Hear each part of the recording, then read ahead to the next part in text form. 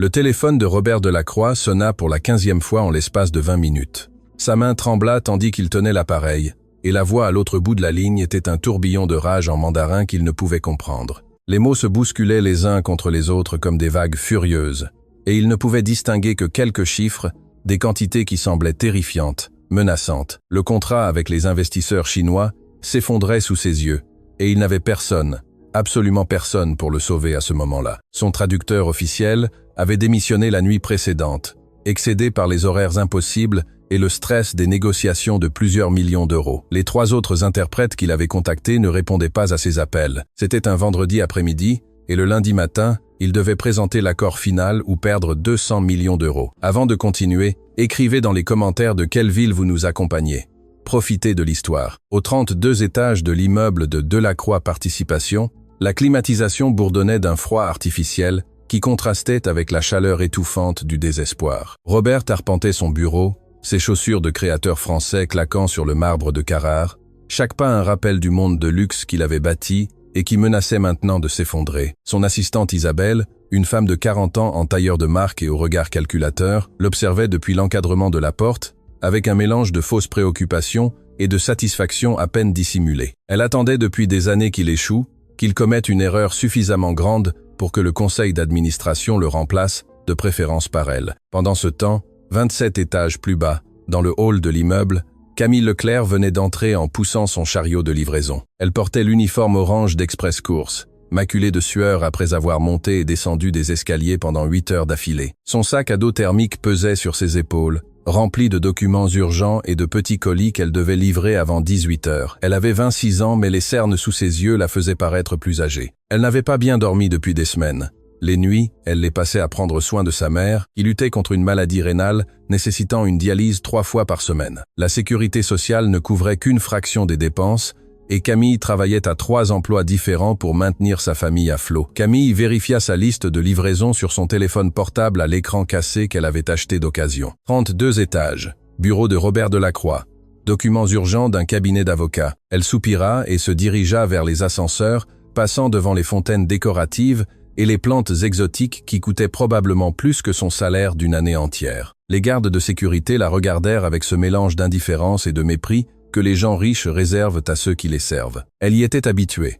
Elle montra sa carte d'identité de livreuse, signa le registre des visiteurs et attendit que son accès soit autorisé. L'ascenseur était une capsule de verre et d'acier inoxydable qui montait silencieusement, lui montrant la ville qui s'étendait en dessous comme une carte de lumière et d'ombre. Camille se regarda réfléchie dans les parois miroitantes de l'ascenseur et ressentit une pointe de honte. Ses cheveux châtains étaient attachés en une queue de cheval désordonnée, quelques mèches s'échappant et collant à son front moite. Son uniforme orange était 2 tailles trop grand, hérité d'un collègue qui avait quitté son emploi. Mais ce n'étaient pas les vêtements qui la blessaient le plus. C'était le regard que les gens lui portaient, comme si elle était invisible, comme si elle n'existait pas au-delà de sa fonction de livrer des colis. Ce que personne dans cet immeuble ne savait, ce que personne à son travail ne savait, c'est que Camille Leclerc possédait un don que très peu de personnes au monde possédaient. Elle parlait 6 langues couramment, non pas parce qu'elle avait fréquenté des écoles coûteuses ou des universités prestigieuses, ni même des grandes écoles. Non, Camille avait appris les langues de la manière la plus ancienne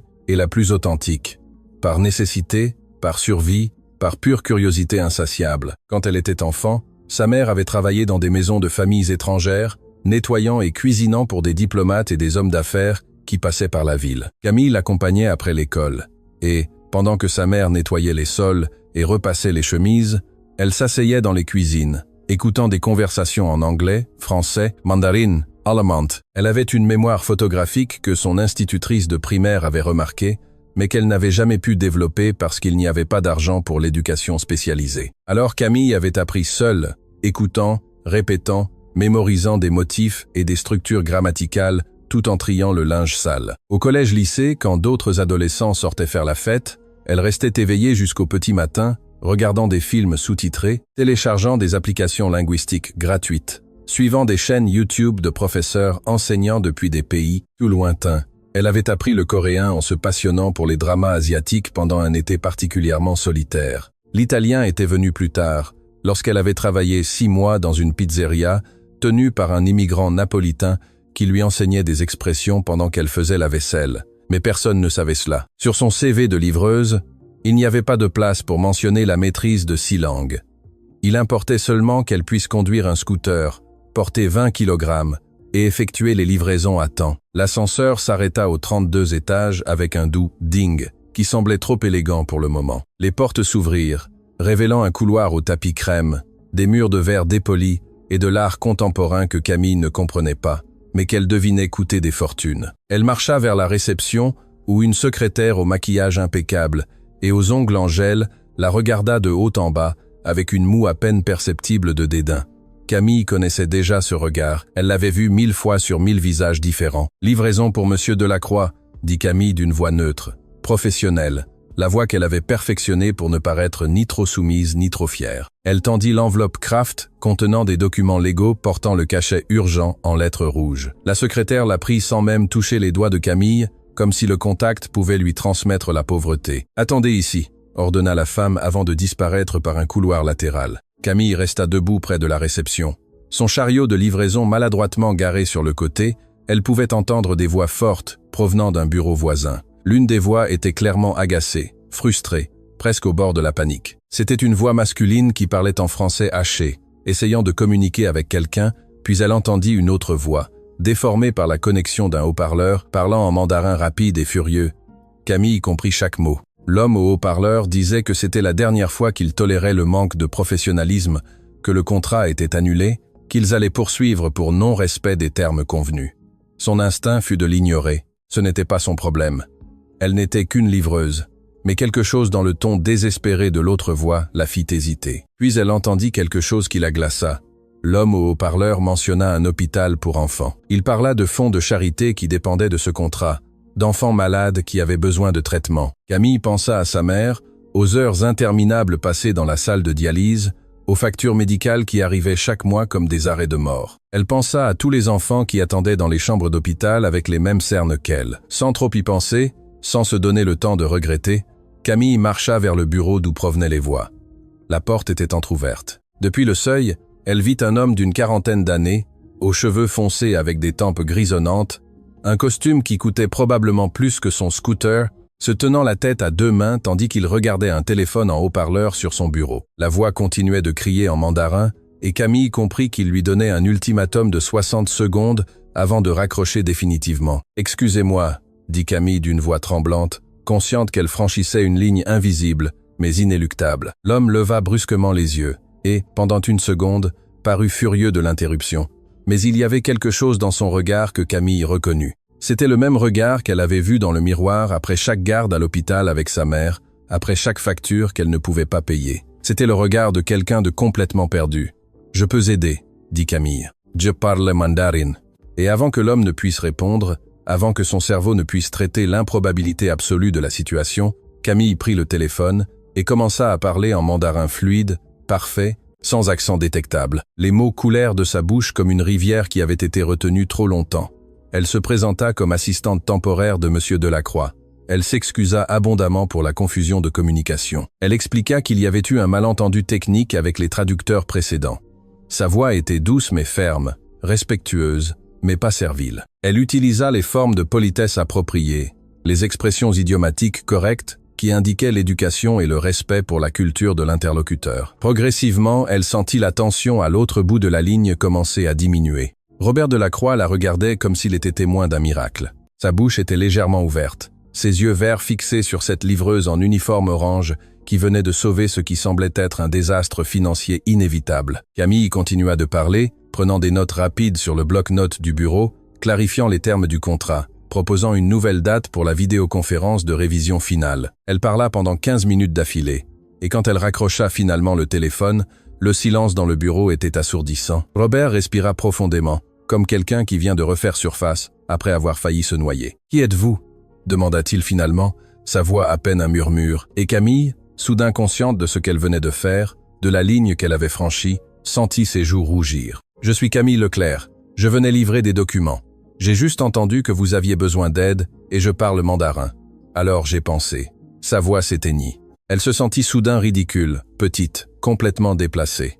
Mais avant que Robert ne puisse répondre, la porte du bureau s'ouvrit brusquement. Isabelle, l'assistante exécutive, entra avec une expression d'horreur et de fureur. « Que fait cette femme ici » exigea-t-elle de savoir. Robert, c'est complètement inapproprié. C'est une conversation d'affaires confidentielle, et tu as permis à une livreuse lambda d'écouter des informations sensibles. Sa voix était aussi tranchante qu'un couteau, et Camille sentit qu'elle se recroquevillait instinctivement. Elle vient de sauver un contrat de 200 millions d'euros que tu n'as pas pu résoudre, répondit Robert. Et il y avait un tranchant nouveau dans sa voix. Isabelle le regarda comme s'il avait perdu la raison. C'est impossible. Cette femme ne peut rien avoir fait d'important. Elle ne comprend probablement même pas de quoi il s'agit dans le contrat. Et puis elle se tourna vers Camille avec un sourire cruel. Dites-moi, ma chère, avez-vous étudié dans une université prestigieuse? Avez-vous un diplôme en relations internationales ou en finance? La façon dont Isabelle dit « ma chère » donna envie à Camille de disparaître. C'était le ton que l'on utilise pour un petit enfant qui a fait quelque chose d'adorablement stupide. « Non » répondit Camille d'une voix basse. « Je n'ai pas terminé l'université. J'ai travaillé comme livreuse. » Et dans ces mots, dans cet aveu, elle sentit le poids de chaque rêve qu'elle avait dû abandonner, de chaque opportunité qu'elle n'avait jamais eue. Isabelle rit. Un son aigu et faux. Exactement, Robert, c'est ridicule. Tu ne peux pas faire confiance à quelqu'un sans référence pour gérer des négociations de cette envergure. J'ai organisé des réunions avec des traducteurs professionnels d'agences reconnues. Donne-moi jusqu'à demain et nous aurons quelqu'un d'approprié. Quelqu'un avec les qualifications nécessaires. Son insistance sur le mot « approprié » fut comme une gifle. Mais Robert n'écoutait pas. Il regardait les notes que Camille avait gribouillées sur le bloc-notes. Des lignes en mandarin intercalées avec des traductions en français. Des termes techniques qu'elle avait traduits avec une précision étonnante. « Combien de langues parlez-vous » demanda-t-il soudain. Camille le regarda, confuse. « 6, répondit-elle. « Anglais, mandarin, allemand, italien et coréen. J'ai appris par moi-même. Je n'ai pas de certificat ni rien de formel. Je les ai juste parlé pendant des années avec différentes personnes. » Le visage d'Isabelle était devenu rouge. Cela ne veut rien dire. N'importe qui peut dire qu'il parle des langues. Elle ne connaît probablement que quelques phrases de base. Robert, si tu fais confiance à cette femme et que quelque chose tourne mal, ce sera ta responsabilité. Le conseil d'administration ne sera pas content quand il apprendra que tu as mis un contrat de plusieurs millions d'euros entre les mains d'une livreuse. Elle souligna le dernier mot comme si c'était une maladie contagieuse. Robert resta silencieux pendant un long moment. Camille sentait son regard l'évaluer, peser les options, calculer les risques. Finalement, il parla. « J'ai besoin que vous restiez. Les investisseurs chinois veulent une vidéoconférence demain à 9h du matin pour revoir les termes finaux du contrat. J'ai besoin que vous soyez là comme interprète. Je vous paierai comme consultante externe. Tarif standard de l'industrie pour les services d'interprétation simultanée. » Camille écarquilla les yeux. Elle savait combien les interprètes professionnels facturaient pour ce genre de travail. C'était plus que ce qu'elle gagnait en un mois de livraison. « Il ne peut pas être sérieux », intervint Isabelle. « Robert, c'est un suicide professionnel. Que va penser le conseil quand il verra une livreuse sans éducation formelle représenter l'entreprise dans une négociation internationale? Ils vont penser que tu es devenu fou. » Et elle avait raison sur quelque chose. L'image est tout dans ce monde. Et Camille savait exactement à quoi elle ressemblerait assise à une table de conférence, entourée de cadres en costume de marque. « Je me fiche de ce qu'ils pensent, » répondit Robert. Et il y avait une nouvelle détermination dans sa voix. « La seule chose qui m'importe est de sauver ce contrat. » Et elle est la seule personne qui a pu communiquer efficacement avec eux au cours des dernières 24 heures. « Isabelle, prépare les documents pour engager Mademoiselle Leclerc comme consultante temporaire. » Puis il se tourna vers Camille. « Vous devrez être ici demain à 8h30 pour revoir les documents avant l'appel. Pouvez-vous faire ça, Camille ?» Elle hocha la tête. Bien que son esprit fût un tourbillon de pensées contradictoires, elle devait appeler son patron chez Express Course pour lui dire qu'elle ne pourrait pas travailler demain. Elle devait réorganiser l'horaire de sa mère à l'hôpital. Elle devait trouver des vêtements qui n'étaient pas l'uniforme orange. Mais plus que tout, elle devait assimiler le fait que sa vie venait de changer en quelques minutes, et elle ne savait pas si c'était pour le mieux ou pour le désastre absolu. Cette nuit-là, Camille dormit à peine. Elle resta éveillée dans son petit appartement d'une chambre, qu'elle partageait avec sa mère, repassant dans son esprit tout ce qu'elle savait sur les contrats commerciaux internationaux. Ce n'était pas beaucoup. Elle avait lu quelques articles en ligne au fil des ans. Elle avait écouté des conversations quand elle travaillait dans ces maisons de familles riches. Mais elle n'avait jamais été directement impliquée dans ce type de négociation. Le doute la rongeait comme un acide. Que se passerait-il si elle commettait une erreur? Que se passerait-il si sa traduction n'était pas assez précise? Que se passerait-il si Isabelle avait raison et qu'elle n'était qu'une impostrice sans les qualifications nécessaires? Sa mère, Madame Hélène, la trouva assise à la petite table de la cuisine à 3h du matin, entourée de papiers imprimés de termes financiers qu'elle avait cherchés sur Internet. « Ma fille, Que fais-tu éveillé » demanda la femme d'une voix faible. Elle avait 55 ans, mais en paraissait 70. Le corps détruit par des années de travail acharné et de maladie. Camille lui expliqua ce qui s'était passé et, à sa surprise, sa mère sourit. « J'ai toujours su que ce don que tu as pour les langues te mènerait quelque part. Depuis que tu étais enfant, tu écoutais et apprenais comme personne d'autre. Ne laisse personne te faire te sentir inférieur parce que tu n'as pas un papier qui dit que tu es intelligente. Tu sais ce que tu sais, et c'est ce qui compte. » Mais les mots de sa mère, bien qu'avec de bonnes intentions, ne purent calmer complètement l'anxiété qui bouillonnait dans son estomac. À 6 heures du matin, Camille prit une douche et enfila les seuls vêtements semi-formels qu'elle avait, un chemisier blanc qu'elle avait acheté dans un magasin d'occasion et un pantalon noir qui lui allait un peu grand. Elle n'avait pas de maquillage au-delà d'un rouge à lèvres bon marché et ses chaussures étaient des baskets, parce qu'elle ne pouvait pas se payer des talons. Elle se regarda dans le miroir cassé de la salle de bain et soupira. Cela devrait suffire. Elle arriva à l'immeuble Delacroix Participation à 8-15, les paumes moites et le cœur battant si fort qu'elle pensa que tout le monde pourrait l'entendre. Cette fois, quand elle passa par le hall, les gardes de sécurité la regardèrent différemment. Quelqu'un les avait informés qu'elle venait et lui donnèrent un badge de visiteur spécial sans les regards de dédain d'hier. L'ascenseur la mena à nouveau au 32 étage. Mais maintenant, la réceptionniste la salua avec un sourire professionnel qui n'atteignait pas ses yeux. « Monsieur Delacroix vous attend dans la salle de conférence B », informa-t-elle. La salle de conférence B était un espace intimidant avec des murs de verre donnant sur la ville, une table en acajou qui semblait faire 3 mètres de long et des chaises en cuir qui coûtaient probablement plus que tout le mobilier de son appartement. Robert était déjà là, examinant des documents, et à côté de lui se trouvaient 3 autres personnes. Un avocat à l'air sérieux, avec des lunettes à monture épaisse, un analyste financier qui semblait avoir le même âge que Camille et n'arrêtait pas de taper sur son ordinateur portable, et Isabelle, qui la regarda avec une expression qui aurait pu geler l'enfer. « Bonjour », dit Robert en se levant pour la saluer. Il semblait plus reposé que la veille, bien qu'il y eût une tension dans la façon dont ses épaules restaient rigides. Ce sont Maître Dubois, notre avocat d'entreprise, et Antoine, analyste senior. Vous connaissez déjà Isabelle, ils seront avec nous pendant l'appel, mais vous serez chargé de toute l'interprétation. Les investisseurs chinois sont 4 personnes. Monsieur Wang, qui est le président du consortium, Madame Li, directrice financière, Monsieur Shen, conseiller juridique, et Madame Sang, qui gère les relations internationales. Avez-vous des questions ? Camille déglutit. J'ai besoin de revoir les termes du contrat pour m'assurer que je peux traduire correctement tout le vocabulaire technique. Je ne veux pas qu'il y ait de malentendus en utilisant des termes incorrects. Sa voix semblait plus ferme qu'elle ne l'était. Robert hocha la tête et lui tendit une copie imprimée du contrat, un document de 53 pages rempli de clauses légales et de projections financières. Isabelle renifla bruyamment « J'espère que vous savez lire des contrats commerciaux », commenta-t-elle avec une douceur venimeuse. Ce n'est pas exactement comme traduire des menus de restaurant. Camille ignora le commentaire et commença à lire. Ses yeux parcouraient rapidement les pages, son cerveau traitant l'information et recherchant automatiquement les traductions appropriées en mandarin pour chaque terme. Il y avait une clause sur les droits de propriété intellectuelle qui nécessiterait le terme spécifique « Shishikan ». Il y avait des termes sur les fusions et acquisitions qui se traduisaient par « Bingu ». Il y avait des sections sur la responsabilité d'entreprise qui nécessitaient un vocabulaire précis pour ne pas donner l'impression que l'entreprise admettait sa culpabilité à l'avance. Camille prit des notes mentales, créant un glossaire instantané dans sa tête. Pendant qu'elle lisait, elle ne remarqua pas que Robert l'observait avec un mélange de curiosité et d'étonnement. La façon dont elle traitait le document, la vitesse à laquelle ses yeux se déplaçaient, le mouvement occasionnel de ses lèvres, lorsqu'elle prononçait silencieusement une traduction pour vérifier qu'elle sonnait juste. Il y avait quelque chose de presque surnaturel dans l'intensité de sa concentration. Isabelle, en revanche, la regardait avec une irritation croissante, comme si la seule présence de Camille était une insulte personnelle. À 9 heures précises,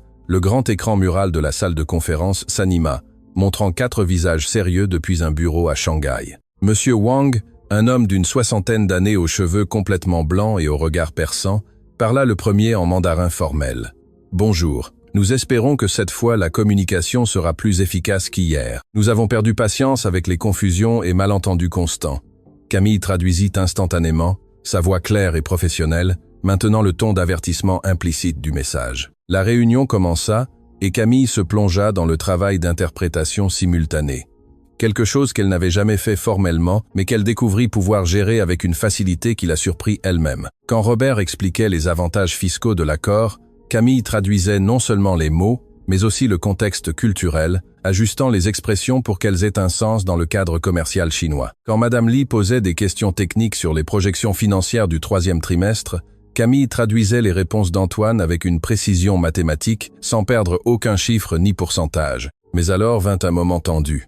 Monsieur Chen, le conseiller juridique chinois, signala une clause spécifique à la page 27 du contrat qui le préoccupait. Il parla rapidement et utilisa un vocabulaire juridique spécifique que même de nombreux locuteurs natifs du mandarin trouveraient difficile. Camille écouta attentivement, traitant non seulement les mots, mais aussi les implications légales qui se cachaient derrière. Cette clause, traduisait-elle, spécifie que tout litige sera résolu devant des tribunaux internationaux, mais ne clarifie pas quelle loi nationale s'appliquerait en cas d'ambiguïté. Cela représente un risque significatif pour notre consortium, car nous pourrions nous soumettre à une juridiction étrangère sans les protections adéquates. Robert fronça les sourcils. Ce n'était pas un problème qu'il avait anticipé. Il regarda Maître Dubois, qui commença à expliquer la position juridique de l'entreprise, mais il le fit dans un français rempli de termes juridiques alambiqués, qui seraient difficiles à traduire de manière à ce qu'ils aient un sens. Camille écouta attentivement, puis, au lieu de traduire mot à mot,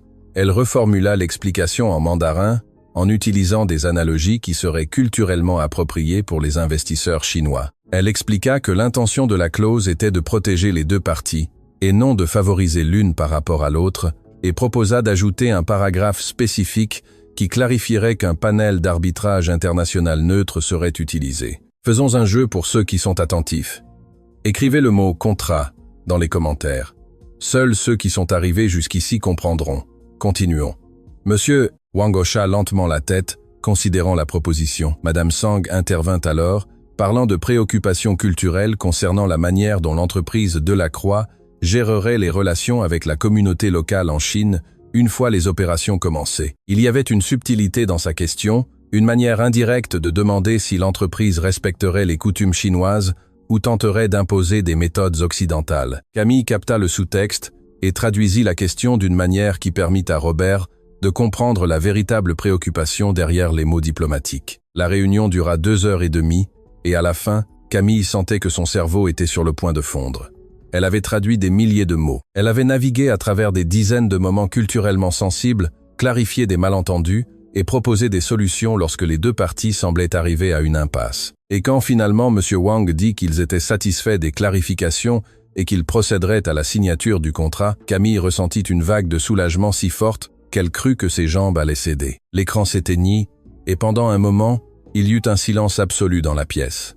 Alors Robert commença à applaudir et Maître Dubois et Antoine se joignirent à lui. « C'était extraordinaire », dit Robert avec un sourire sincère. « Vous n'avez pas seulement traduit, vous avez aussi aidé à résoudre des problèmes que nous ne savions même pas que nous avions. Mademoiselle Leclerc, vous venez de sauver ce contrat et, honnêtement, probablement la réputation de toute l'entreprise. » Camille sentit son visage rougir. Elle ne savait pas quoi dire. Un simple « merci » semblait inadéquat, mais c'était tout ce qu'elle pouvait articuler. Isabelle, qui était restée silencieuse pendant toute la réunion, parla finalement. « Eh bien, je suppose que vous avez eu de la chance cette fois. Mais Robert, je pense toujours que nous devons engager des interprètes professionnels avec des références appropriées pour les négociations futures. Nous ne pouvons pas dépendre d'eux. » Sa voix s'éteignit, mais le dédain était indéniable. Robert la regarda avec une expression que Camille ne put déchiffrer complètement. C'était en partie de l'irritation, en partie autre chose. « Isabelle, j'ai besoin de vous parler dans mon bureau maintenant. » Et il partit, laissant Camille seule avec Maître Dubois et Antoine. L'avocat lui tapota l'épaule. « Vous avez fait un travail incroyable.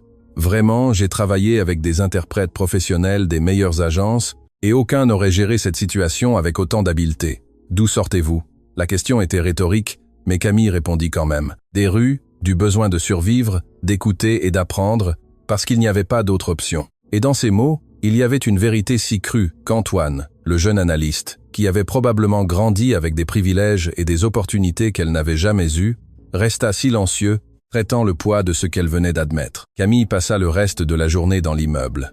Robert lui demanda de rester pour revoir d'autres documents liés à des contrats internationaux que l'entreprise avait en attente. Il y en avait un avec des investisseurs français qui nécessitaient une révision, un autre avec une firme allemande qui voulait établir un partenariat, et un troisième avec un groupe italien intéressé par la technologie verte. Camille travailla dans un petit cubicule qui lui avait été temporairement attribué, traduisant et prenant des notes, son cerveau fonctionnant à plein régime, mais elle n'était pas seule. Elle sentait des regards. Les employés du 32 étage passaient devant son cubicule et l'observaient avec curiosité, chuchotant entre eux. Qui est-elle? D'où sort-elle? Pourquoi Robert l'a-t-il engagée? Les rumeurs se propageaient comme un feu de forêt et Camille pouvait imaginer les conversations dans les salles de repos, les spéculations pour savoir si elle était quelqu'un d'important déguisé, si elle avait des connexions que personne ne connaissait ou si elle avait simplement eu de la chance une fois. En milieu d'après-midi, Isabelle passa devant son cubicule et s'arrêta. Camille leva les yeux et vit une expression sur le visage de la femme qui lui donna des frissons. Ce n'était pas seulement de l'antipathie, c'était quelque chose de plus sombre, de plus calculé. « Profitez-en tant que ça dure », dit Isabelle à voix basse, assez doucement pour que personne d'autre ne puisse l'entendre, parce que ça ne va pas durer. Robert est ému maintenant, reconnaissant parce que vous avez sauvé une situation d'urgence. Mais finalement, il se rendra compte qu'engager quelqu'un comme vous était une erreur, quelqu'un sans éducation, sans connexion, sans classe. Vous n'appartenez pas à ce monde, et nous le savons tous. Les mots étaient comme des poignards. Camille sentit quelque chose se briser en elle, non pas parce que les mots étaient faux, mais parce qu'ils résonnaient avec ses propres peurs les plus profondes. Isabelle avait raison sur quelque chose. Elle n'appartenait pas à ce monde de tours de verre et de réunions dans des salles de conférences avec des vues panoramiques. Elle était une fille des quartiers populaires qui avait eu un coup de chance. Et la chance finit par s'épuiser. Mais alors elle se souvint de quelque chose que sa mère lui avait dit une fois après une journée particulièrement difficile, quand Camille avait pleuré parce qu'elle ne pouvait pas payer l'inscription à l'université. Sa mère l'avait serrée dans ses bras et lui avait murmuré « La classe ne vient pas de combien d'argent tu as ou de quelle école tu as fréquenté. La classe vient de la façon dont tu traites les gens, de combien tu t'efforces d'être meilleur chaque jour, de ne pas abandonner quand le monde te dit que tu n'es pas assez. » Et à ce moment-là, Camille décida qu'elle n'allait pas laisser Isabelle ou qui que ce soit d'autre la faire se sentir inférieure. Elle leva les yeux et rencontra le regard d'Isabelle. « Vous avez raison sur quelque chose, » dit Camille d'une voix calme. « Je ne viens pas de votre monde. Je n'ai pas fréquenté d'école prestigieuse ni né de connexions importantes, mais je parle 6 langues que j'ai apprises seule parce que je voulais apprendre. Et aujourd'hui, j'ai sauvé un contrat que vous n'avez pas pu résoudre avec tous vos contacts et vos agences coûteuses. Alors être que le problème n'est pas que je n'appartiens pas ici, être que le problème est que vous êtes menacé par quelqu'un qui peut faire le travail, sans avoir besoin des titres qu'il vous a fallu des années pour obtenir. » Le visage d'Isabelle devint rouge et, pendant un moment, elle sembla sur le point d'exploser, mais elle sourit alors, un sourire froid et calculé. Beau discours, mais les mots ne signifient rien dans ce monde. La seule chose qui compte, ce sont les résultats.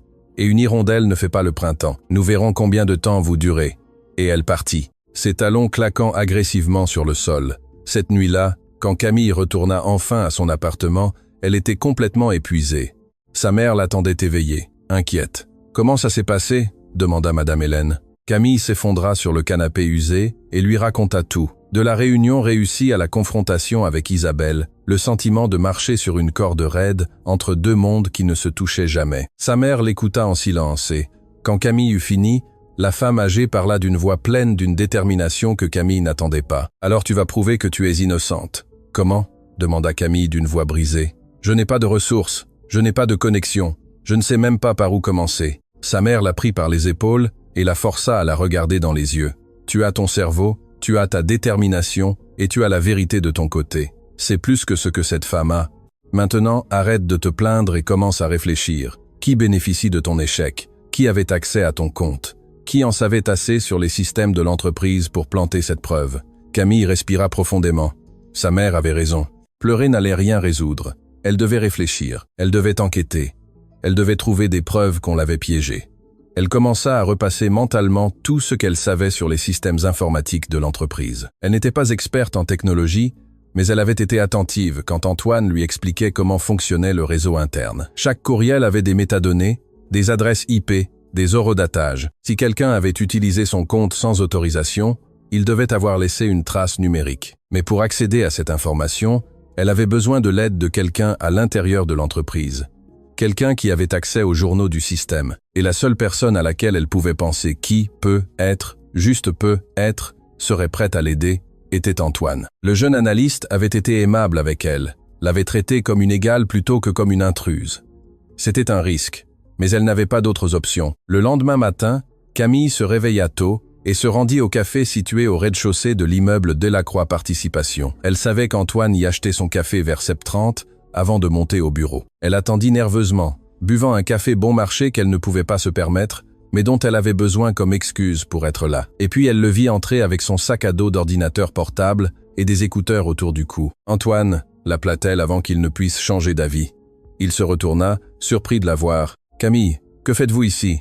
Je pensais que… Sa voix s'éteignit, mal à l'aise. Camille s'approcha de lui. « J'ai besoin de votre aide. Je sais que vous pensez probablement que je suis coupable de ce dont on m'a accusé, mais je ne le suis pas. Quelqu'un a planté ses courriels sur mon compte et j'ai besoin d'accéder aux journaux du système pour le prouver. S'il vous plaît, vous êtes la seule personne qui peut m'aider. » Antoine la regarda pendant un long moment et Camille put voir le conflit dans ses yeux. L'aider pourrait lui coûter son emploi. « Camille, c'est un accès non autorisé. Si je suis découvert, je serai dans le même pétrin que vous. Je ne peux pas risquer ma carrière. Je suis désolé. » Et il commença à s'éloigner, mais Camille le suivit. « Vous m'avez vu travailler. Vous savez que je tenais à ce travail, que je me suis efforcé. Pourquoi aurais-je tout jeté par la fenêtre en filtrant des informations? Ça n'a pas de sens. Et savez-vous quoi d'autre? Il n'est pas logique que j'ai supposément accès à des documents de département où je n'ai jamais travaillé. Ces courriels ont été plantés et celui qui l'a fait a laissé une trace. J'ai juste besoin que quelqu'un regarde les journaux du serveur. » Antoine s'arrêta et se retourna. Son expression avait légèrement changé. Il y avait maintenant de la considération, et quelque chose de plus, une curiosité professionnelle. Peut-être que vous avez raison sur quelque chose. Il m'a semblé étrange que vous ayez accès à ces fichiers. Le système de permission est assez restrictif, mais Camille, même si je voulais vous aider, je n'ai pas l'autorisation d'accéder aux journaux du serveur de messagerie. C'est le domaine du département informatique. Et il rapporte directement à Isabelle. L'estomac de Camille se serra. Bien sûr qu'Isabelle avait le contrôle du département technologique. Elle avait parfaitement planifié cela. Mais alors Antoine continua, sa voix plus basse maintenant. « Cependant, j'ai un ami à l'informatique. Nous avons obtenu notre diplôme ensemble. Il me doit quelques faveurs. Je ne peux rien vous promettre, mais je peux lui demander s'il remarque quelque chose d'étrange dans les journaux de votre compte. Rien d'officiel, juste une révision informelle. S'il trouve quelque chose, alors nous pourrions avoir une base pour exiger une enquête formelle. » Camille sentit une étincelle d'espoir. Ce n'était pas beaucoup, mais c'était quelque chose. « Merci, Antoine. Vraiment, vous ne savez pas ce que cela signifie pour moi. » Antoine hocha la tête, l'air toujours mal à l'aise. « Ne me remerciez pas encore. Et Camille, s'il s'avère que c'est bien vous qui avez envoyé ces courriels, mon ami le signalera. Je veux juste que ce soit clair. » Camille hocha la tête. « Je comprends, mais ce n'était pas moi, et les journaux le prouveront. » Les 2 jours suivants furent les plus longs de la vie de Camille. Elle retourna à son travail de livreuse, bien que son ancien patron l'ait accueillie avec méfiance, après qu'elle ait disparu pendant des semaines pour travailler chez Delacroix Participation. On lui donna les routes les plus difficiles, les horaires les plus longs, comme punition pour être partie. Camille les accepta sans se plaindre. Elle avait besoin d'argent et devait rester occupée pour ne pas devenir folle, pensant à ce qu'Antoine pourrait ou ne pourrait pas découvrir. Elle livrait des colis sous un soleil de plomb, montait des escaliers dans des immeubles sans ascenseur, conduisait son scooter dans des rues congestionnées, et tout le temps son esprit ne cessait de rejouer la scène dans la salle de réunion. La façon dont Isabelle avait souri en présentant les fausses preuves. La façon dont les membres du conseil l'avaient regardée comme si elle était des ordures. La façon dont Robert, qui lui avait donné une chance, avait été impuissant à la défendre contre des preuves apparemment concluantes. Au soir du 2e jour, son téléphone sonna. C'était un numéro qu'elle ne reconnaissait pas. Elle répondit avec prudence. « Camille, c'est Antoine. J'ai besoin que vous veniez à mon appartement. J'ai des informations. » Sa voix semblait tendue, urgente. Camille sentit son cœur s'accélérer. « Oui, » répondit Antoine. « Mais je ne peux pas en parler au téléphone. Je vais vous envoyer mon adresse. Venez le plus tôt possible. » Camille prit un taxi. Un luxe qu'elle ne pouvait pas se permettre, mais que l'urgence justifiait. L'appartement d'Antoine se trouvait dans un immeuble moderne d'un quartier de la classe moyenne supérieure, le genre d'endroit où vivaient les jeunes professionnels bien rémunérés. Quand Camille arriva, Antoine l'attendait dans le hall. Il semblait nerveux, regardant constamment par-dessus son épaule, comme s'il s'attendait à ce que quelqu'un le suive. Ils montèrent en silence jusqu'à son appartement au 7e étage. Une fois à l'intérieur, Antoine ferma la porte à clé et tira les rideaux des fenêtres. Assis devant son ordinateur portable, il y avait un autre jeune homme aux lunettes épaisses et à la capuche. « C'est Thomas, dit Antoine. Il travaille au département informatique de Delacroix Participation. Thomas, dites-lui ce que vous avez trouvé. » Le jeune homme ajusta ses lunettes et regarda Camille avec une expression qui était en partie curiosité, en partie compassion. J'ai examiné les journaux du serveur de messagerie de votre compte, commença Thomas, et j'ai trouvé plusieurs anomalies importantes. Premièrement, les courriels que vous avez soi-disant envoyés avec des informations confidentielles ont tous été envoyés depuis une adresse IP qui ne correspond à aucun des appareils que vous avez utilisés pendant que vous travaillez dans l'entreprise. Deuxièmement, les courriels ont été envoyés à des heures où vous n'étiez pas dans l'immeuble. Nous avons des registres d'accès qui montrent exactement quand vous entriez et sortiez. Et ces courriels ont été envoyés à 3 heures du matin, à des dates où vous n'aviez même pas de justificatif d'accès actif. Camille sentit qu'elle pouvait respirer pour la première fois depuis des jours. « Alors, vous pouvez prouver que ce n'était pas moi ?» Thomas hocha la tête, mais son expression restait sérieuse. « Il y a plus. L'adresse IP d'où ces courriels ont été envoyés appartient à un ordinateur dans l'immeuble, spécifiquement à un ordinateur enregistré sous le nom d'Isabelle Dubois. Elle a utilisé son propre ordinateur pour accéder à votre compte et envoyer ces courriels, pensant probablement que personne ne vérifierait les journaux aussi méticuleusement.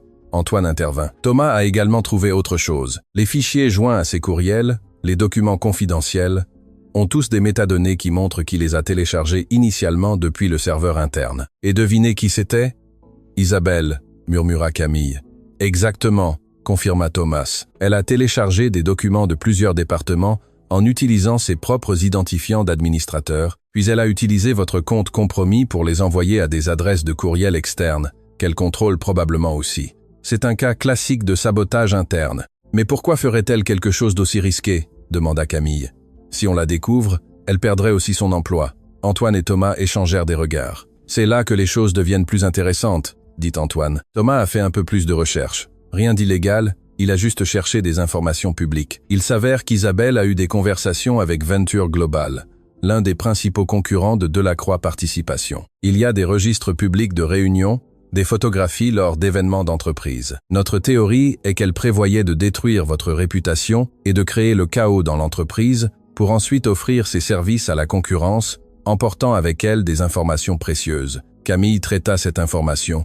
Tout avait un sens. Maintenant, Isabelle avait vu Camille comme une menace, quelqu'un que Robert commençait à apprécier et qui pourrait potentiellement exposer les inefficacités d'Isabelle. Elle décida donc d'éliminer Camille tout en volant simultanément des informations pour son nouvel employeur. C'était un plan calculé et malveillant. « Nous devons apporter cela à Robert », dit Camille. Thomas secoua rapidement la tête. « Pas si simple. Si nous révélons que j'ai accédé à ces registres sans autorisation officielle, je peux être licencié ou même faire face à des poursuites judiciaires. Nous devons trouver un moyen pour que cette information soit révélée par les voies appropriées. » Antoine se pencha en arrière sur sa chaise, réfléchissant. « Et si Camille demandait formellement une enquête interne, elle a le droit de se défendre contre les accusations. Si elle dépose une plainte officielle, le département des ressources humaines est obligé de mener un audit complet, y compris la révision des journaux du système.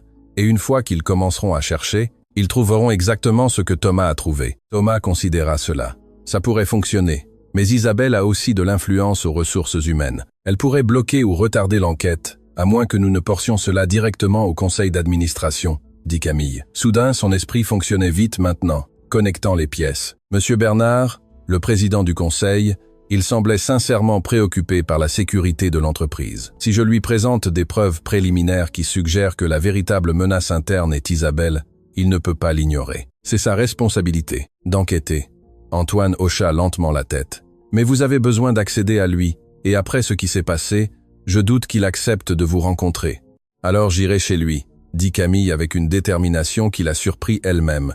Information publique.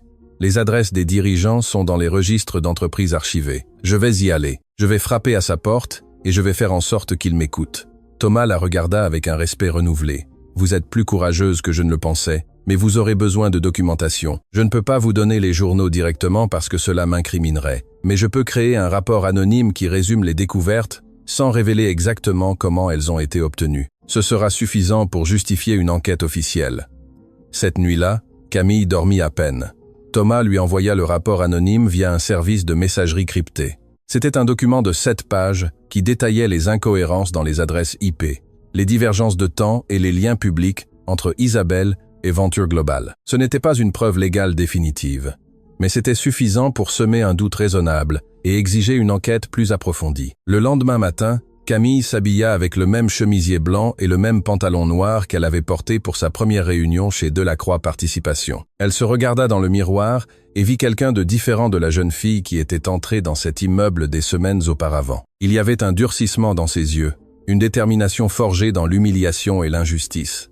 Elle n'allait pas abandonner, elle n'allait pas laisser Isabelle gagner. La maison de M. Bernard se trouvait dans un quartier huppé, un hôtel particulier de 2 étages avec des jardins impeccablement entretenus et une fontaine devant. Camille se sentit déplacée en marchant dans cette rue où chaque maison valait probablement des millions d'euros, mais elle respira profondément et sonna. Une femme de ménage ouvrit la porte et la regarda avec suspicion. « J'ai besoin de parler à M. Bernard, » dit Camille. « C'est urgent et cela concerne Delacroix Participation. » L'employé fronça les sourcils. « Il ne reçoit pas de visite sans rendez-vous. » Mais Camille ne bougea pas. « S'il vous plaît, dites-lui que Camille Leclerc est ici et que j'ai la preuve que l'entreprise est en réel danger à cause d'une menace interne. Dites-lui que s'il ne m'écoute pas maintenant, il le regrettera quand Venture Global utilisera nos informations confidentielles contre nous. » Il y eut un long moment d'attente. Finalement, l'employé revint et, avec une expression de désapprobation, indiqua à Camille d'entrer. M. Bernard l'attendait dans son bureau, une pièce tapissée de livres avec un ancien bureau en acajou. L'homme la regarda avec un mélange de surprise et d'agacement. « Mademoiselle Leclerc, vous avez beaucoup de courage de vous présenter ici après ce qui s'est passé. Ça ferait mieux d'être important. » Camille s'assit sur la chaise qu'il lui offrit et plaça le rapport imprimé sur le bureau. « Ça leste. J'ai été piégé et j'ai des preuves. » M. Bernard lut le rapport en silence. Camille observa son visage pendant qu'il traitait l'information. Ses sourcils se fronçaient de plus en plus, son expression passant du scepticisme à une véritable préoccupation. « C'est très sérieux, » dit-il finalement. « Si c'est vrai, cela signifie que nous avons fait confiance à quelqu'un qui nous trahit activement, mais ce rapport est anonyme, il n'a pas de signature, pas de sceaux officiels. Comment puis-je savoir que ce n'est pas quelque chose que vous avez fabriqué pour nettoyer votre nom ? » « Parce que vous pouvez le vérifier vous-même, » répondit Camille. « Ordonnez un audit médico-légal complet des systèmes de messagerie. Engagez une entreprise de cybersécurité externe si vous ne faites pas confiance à votre propre département informatique. Les journaux ne mentent pas. Les adresses IP, les horodatage, les métadonnées des fichiers, tout est là. Et si vous trouvez que j'ai tort, j'accepte toute conséquence légale. Mais si vous trouvez que j'ai raison, Isabelle ne m'a pas seulement détruite moi, elle est en train de détruire toute l'entreprise. » M. Bernard se pencha en arrière sur sa chaise en cuir, les doigts entrelacés sous son menton. « Pourquoi devrais-je vous croire ? Je ne vous connaissais pas il y a 1 mois. Isabelle est dans l'entreprise depuis des années. Elle a un dossier impeccable. C'est précisément pour cela qu'elle est la traîtresse parfaite, » répondit Camille. « Personne ne la suspecte. Elle a accès à tout, elle a la confiance de tous, et elle a probablement planifié cela depuis longtemps, attendant le moment parfait pour passer à la concurrence avec des informations précieuses. » L'homme âgé l'étudia pendant un long moment. Finalement, il parla. « Je vais ordonner l'audit, mais il sera complètement confidentiel. Seul moi et la firme de sécurité externe auront accès aux résultats initiaux. Si l'audit prouve que vos accusations sont fausses, non seulement vous perdrez toute possibilité de retravailler dans cette industrie, mais vous ferez face à des poursuites pour diffamation. Comprenez-vous cela ?» Camille hocha la tête. « Je le comprends et je l'accepte parce que je connais la vérité. » Les 5 jours suivants furent une torture. Camille retourna à sa routine de livraison, se demandant chaque jour si l'audit révélerait ce que Thomas avait trouvé, ou si d'une manière ou d'une autre, Isabelle avait suffisamment bien couvert ses traces. Antoine lui envoyait des messages occasionnels pour savoir s'il y avait des nouvelles, mais Camille n'avait rien à signaler. Le silence était assourdissant et puis, dans l'après-midi du 5e jour, elle reçut un appel. C'était la secrétaire personnelle de M. Bernard. « Le conseil d'administration demande votre présence demain à 10h du matin dans la salle de réunion. Votre présence est obligatoire. » La voix était neutre, sans donner d'indice sur ce qu'ils avaient découvert. Camille dormit à peine cette nuit-là, son esprit oscillant entre espoir et terreur. Quand elle arriva à l'immeuble Delacroix Participation le lendemain matin, elle remarqua quelque chose d'étrange. Il y avait 2 gardes de sécurité supplémentaires dans le hall et une atmosphère de tension imprégnait l'air. Les employés marchaient vite, chuchotaient en petits groupes. Ils regardaient nerveusement vers les ascenseurs. Quelque chose s'était passé. Camille monta au dernier étage, son cœur battant si fort qu'elle pensa que tout le monde pourrait l'entendre. La salle de réunion était pleine. M. Bernard présidait depuis le bout de la table. Robert était là, l'air épuisé, mais plein d'espoir. Maître Dubois et d'autres membres du conseil d'administration occupaient leurs places habituelles, et dans un coin se trouvaient 2 personnes que Camille ne reconnaissait pas. Un homme et une femme en costume sombre et aux expressions sévères qui criaient « avocat » ou « enquêteur ». Ce qui manquait, c'était Isabelle. Mademoiselle Leclerc, commença M. Bernard, et son ton était complètement différent de leur dernière rencontre. Nous vous devons des excuses. L'audit de cybersécurité que nous avons ordonné a confirmé chacune des allégations de votre rapport. Les courriels ont bien été envoyés depuis l'ordinateur d'Isabelle Dubois en utilisant des identifiants d'accès qu'elle a obtenus illégalement. De plus, l'enquête a révélé quelque chose que nous n'attendions pas. Elle avait exfiltré des informations confidentielles de l'entreprise au cours des 6 derniers mois, bien avant que vous ne commenciez à travailler ici. Robert se leva et Camille put voir une émotion sincère sur son visage. Camille, non seulement vous êtes innocente, vous nous avez sauvés d'une menace dont nous ne savions même pas l'existence. Si vous n'aviez pas eu le courage de venir et d'exiger une enquête, Isabelle aurait continué à voler des informations jusqu'à ce qu'elle décide de partir chez la concurrence, détruisant probablement des contrats et des relations qu'il nous a fallu des années pour construire. Monsieur Durand, le membre du conseil qui avait été si prompt à la condamner, s'éclaircit la gorge. Mademoiselle Leclerc, au nom du conseil, nous vous présentons nos plus sincères excuses pour avoir douté de vous. Nous avons agi précipitamment en nous basant sur des preuves qui semblaient concluantes, mais que nous n'avons pas vérifiées correctement. Ce fut une grave erreur de jugement. Où est Isabelle maintenant ? Demanda Camille. Sa voix était plus ferme qu'elle ne s'y attendait. L'un des enquêteurs répondit « Elle a été arrêtée tôt ce matin. Elle fait face à des accusations de vol de secrets d'entreprise, de fraude informatique et de complot en vue de nuire à l'entreprise. Les preuves contre elle sont accablantes. De plus, nous avons informé Venture Global de sa participation et ils ont mis fin à toutes les conversations avec elle. Sa carrière dans cette industrie est terminée. » Camille hocha la tête, une vague de soulagement si intense qu'elle en fut presque étourdie. Justice. Enfin, justice. Mais M. Bernard n'avait pas terminé. Mademoiselle Leclerc, le conseil d'administration a longuement discuté de votre situation. Nous reconnaissons que non seulement nous vous avons traité injustement, mais que nous avons perdu quelqu'un avec des compétences exceptionnelles en raison de notre propre négligence. Par conséquent, nous souhaitons vous offrir quelque chose. Il fit une pause, s'assurant d'avoir toute son attention. Nous voulons vous offrir le poste de directrice des relations internationales. C'est un poste de direction avec un salaire correspondant, des avantages complets et l'autorité de constituer votre propre équipe. Le poste qu'Isabelle occupait, mais avec une portée plus large qui reconnaît vos compétences linguistiques uniques. Camille resta sans voix. Directrice, un poste de direction. C'était plus que ce qu'elle avait rêvé, même dans ses fantasmes les plus ambitieux. Je n'ai pas de diplôme universitaire, réussit-elle à dire. Je n'ai pas les références traditionnelles. Monsieur Bernard sourit, et c'était un sourire sincère. Mademoiselle Leclerc, vous venez de démontrer quelque chose qu'aucun diplôme ne peut enseigner. Vous avez fait preuve d'intégrité, de courage et de la capacité à résoudre des problèmes complexes sous une pression immense. Cela vaut plus que n'importe quel diplôme. Et de plus, une partie de votre package de rémunération comprendra un soutien pour que vous terminiez votre formation si vous le souhaitez. L'entreprise payera pour tout programme universitaire ou certification professionnelle que vous voudrez obtenir. Robert s'approcha d'elle. Camille, s'il vous plaît, acceptez. Nous avons besoin de gens comme vous, des gens qui se soucient vraiment de faire le bon travail, pas seulement des apparences. Des gens qui n'abandonnent pas quand le monde leur dit qu'ils n'appartiennent pas. Camille sentit des larmes brûler ses yeux, mais cette fois, c'était des larmes de joie, pas de douleur. Elle pensa à sa mère, aux nuits blanches passées à la soigner, aux factures médicales qui s'accumulaient. Elle pensa à toutes ces années, travaillant à plusieurs emplois, apprenant des langues seule, parce qu'il n'y avait pas d'autre option. Elle pensa à chaque fois que quelqu'un l'avait fait se sentir inférieur pour ne pas avoir les bonnes références ou les bonnes connexions. « J'accepte », dit-elle finalement, sa voix claire et forte. « Mais j'ai une condition. Je veux que le département des ressources humaines revoie ses politiques de recrutement. Je veux que l'entreprise crée des programmes de bourse et des opportunités pour des personnes talentueuses qui n'ont pas accès à l'éducation traditionnelle. Je veux que d'autres comme moi aient une réelle opportunité, pas seulement de belles paroles sur la diversité et l'inclusion. » Monsieur Bernard hocha la tête. « Fait. Vous pouvez diriger ce programme vous-même si vous le souhaitez. Il fera partie de votre portefeuille en tant que directrice. » Les jours suivants furent un tourbillon de changements. Camille signa des contrats, rencontra le département des ressources humaines, commença à constituer son équipe.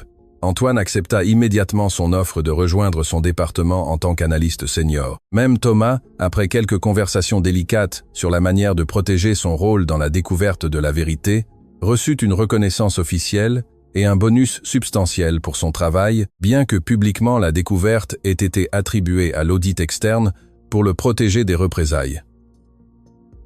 Camille déménagea avec sa mère dans un appartement plus grand dans un meilleur quartier, près d'un excellent hôpital, où Madame Hélène pourrait recevoir le meilleur traitement pour sa maladie rénale. Elle engagea une infirmière à temps partiel pour l'aider avec les soins.